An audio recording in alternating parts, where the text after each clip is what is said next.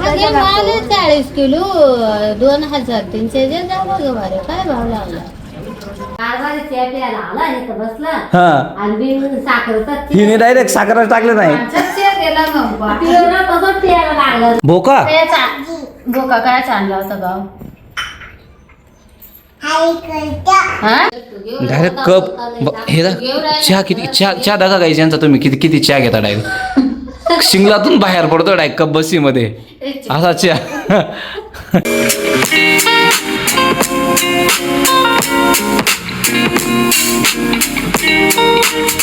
जय शिवराय जय शंभूराजे सर्वांचं आपल्या नवीन ब्लॉगमध्ये स्वागत आहे गाईस. बघ ना केवढी गाडी ओढून घेऊन चालला तेव्हा हे बघा गाईस रियांस बाबा ये ना इकडं घेऊन ये तिला इकडं गाय घेऊन ये गाडी इकडं रियांश हे बघ तुला आजी बोलवते आजी हे बघ आजी काय सांगते बघ तुला जा इकडं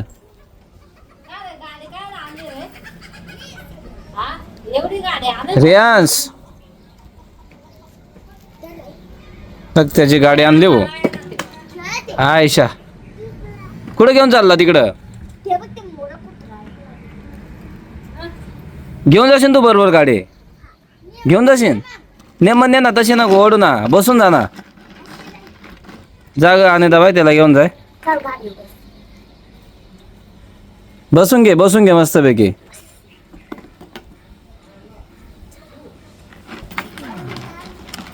चला काय सर यान चालला बघा तिकडं एकटा गाडी घेऊन आला तिकडनं ओढत ओढत हिथनं त्याच्याकडनं काही निघाले नाही मग अंकिता घेऊन आले गाडी पूनमच्या अंग चालला असून तर पूनमच्या अंग हे गहू काढून टाकलं असतं ना का मा मधलं घरातलं अजून नाही ऐकलं मग त्याच्या बाहेर लय ते उंदीर ते लय व्हायला लागलं मध्ये ना मग कपाशी अजून होईल नाही नाही ना आता खादा कपाशी ते फायदा मस्त लावले हा हा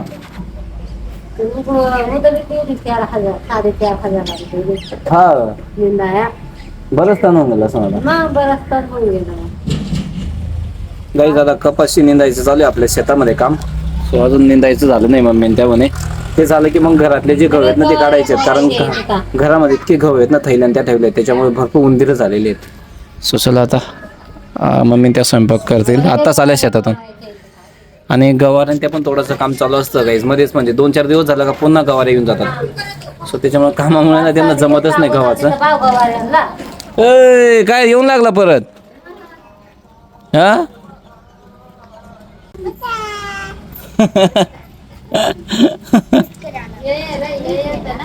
फिट करावं लागेल त्याला स्क्रूने अरे सर इकडं हर अरप ज्ञानाची गाडी आली बरोबर नाव कशी ओळखतो सगळ्यांची अरप त्या अंगावर गाडी घातली बो त्याने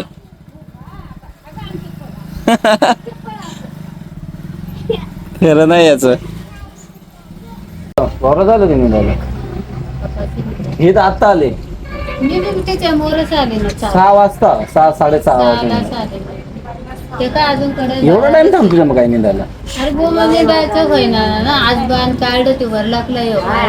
माणसं लावले ते का काय नाही यांची माणसं लावली आज आमची माणसं लावली होती किती 4,000 रुपये मग एकली बाय काय करत मध्ये माणसं लावून घ्यायची ना हाल करापेक्षा बरं राहतो ना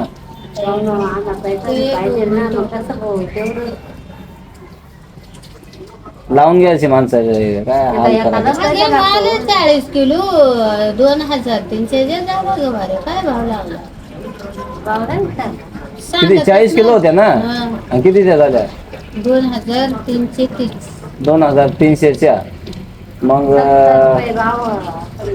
नाही जास्त नाही ना 3000च्या झाल्या 70 पर्यंत 50 आणि वर लावले पण 55च्या आसपास लावला असं काल तर 60 रुपये घेतले बघ त्यांचे 2300च्या गेले ना मग 50 आणि वर 2-4 रुपये लावले तर फक्त हा 2-4 रुपये लावले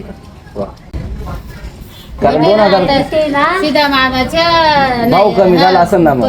तेव्हा बायाचे 60 रुपये गेल्या, कालच गेल्या. गवाऱ्याचा भाव ठरवतायत गाई ज्यांचं गवाऱ्या ना किती हजार ते ठरवतायत ते कमी दिलं वाटतं.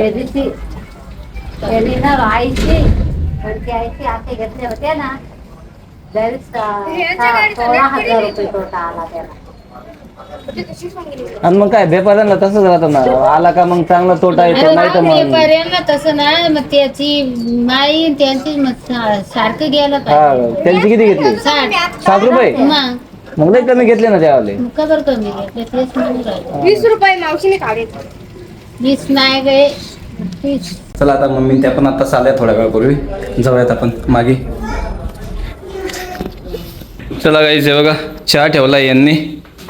ए तू काय करू राहिला तिथं? हा हे तोडीन ना. पावडर टाकला बा, साखर काय बघितलं नाही. साखर टाकली का नाही? नाही तर देशील मीठ टाकून, खरं नाही. पावडर टाकलं ते मात्र ती काय म्हणते एखाद्याचं एवढं मीठ टाकलं ना, इतकं मीठ टाकते एवढंच सांगत एवढंच टाकलं. काय नाही ए तू काय करू राहिला?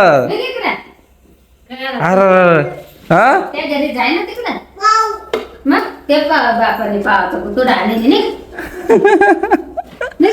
काय करा नाही नको ना पोराला काढू. ए दुसरं खाऊ.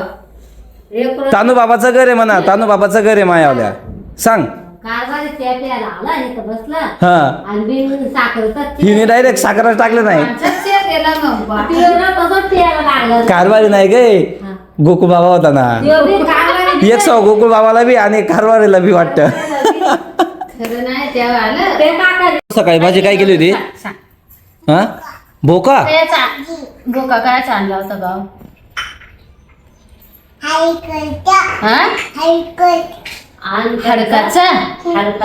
हाडकाचा कायचा? का कोंबडीचं असं कायचं आणला होता बुवा? असं सांग. बोकड्याचं आणलं होतं, बोकड्याचं मटण. बोका कसं समजतं त्याला बरोबर सगळं? टाकले भरून खाला. किती खाला भाऊ तू? किती खाला?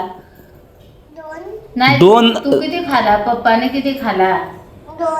त्या मम्मीने किती खाला? 2. गाईस दादू पळून गेला मग. चार. काय रे हे बघा गाईस गेला तिकडं, पुढे निघून गेला तो. येणार दादू इकडं. चाय नाही. चला गाईस आता यांचा चहा प्यायचं काम चालू होईन. झाला चहा यांच्यावाला. कोरा चहा पितात गाईज मस्तपैकी बिना दुधाचा, कारण चहा हा बिना दुधाचाच पिला पाहिजे. कॉफी नाही, हे कॉफी दुसरी राहते ना. मस्त काय टाकलंय गाईज यांनी? अद्रक गवती चहा तो टाकलाय. दूध नाही त्याच्यामध्ये, हा बिना दुधाचा चहा आहे, कारण काळा चहा चांगला असतो. मग पे ना बाय, इथला काय ते एवढंच असतं आहे. डायरेक्ट कप हे चहा किती चहा दाखवा गाईज यांचा. तुम्ही किती चहा घेता डायरेक्ट शिंगलातून बाहेर पडतो डायरेक्ट कप बसीमध्ये असा चहा. मग इतका चहा पितो डायरेक्ट. हिदक नाही किती बेकार चहा. हा नाही इथला 2 डाव आता हे दुसरा हप्ता आहे चहा प्यायचा. हा का? म्हणून दोघी अशा बारक्यात हाडक्या. एकच टाइम सकाळचं जेवण, आता चहा केलं. अगं मग चहा प्यापेक्षा काहीतरी खायचं 2 घास असं. या टायमाला ना चहा प्यावं जातो जेवण. दोघी माईले की अशा बारक्या पाठवत भूक लागत होती गई. हा सकाळी मला कांद्याची पात केली होती, मी मस्त झाली होती. ही तर संध्याकाळी काही खातच नाही, नुसतं 1-2 घास खाती बस. मग भाकर नाही असं चहा. मग चहा पेता म्हणून भूक नाही लागत ना, चहानी भूक नाही लागत. चहा भूक पडून जाय. भाऊ घरी आल्या तर कवा चहा पिऊ कवा नाही असं होतं का? हो खाली बी बसू वाटत नाही, चहा कवा पाहिजे असं. पाट चहा प्यायचा फक्त, संध्याकाळी बी. मला एकच चहा बनवून द्यायचं मला. लताबाई ना, मग आता नानाला सांगायचं ना बनवायला. करायला सुरुवात केली आता स्वयंपाक करायला. आज काय कोबीची भाजी, हिरव्या मिरच्या. काय रे भाऊ ते काय आहे? पनीर. पनीर हा खा, पनीर आहे पनीर. कोबीच्या ऐवजी पनीर म्हणतो. आवडत नाही. काय दिलं तू त्याला? टमाट. त्याने तर भांगले भारी पाडला आता. आमची ताटली मागायला आलाय तू काय नाही. त्यातले काय नाही बा आता. इकडे चालला तो नुसता फिरतो इकडे तिकडं. चला काही आता स्वयंपाक करायला सुरुवात केली. स्वयंपाक झालं की मग जेवणला बसू आपण.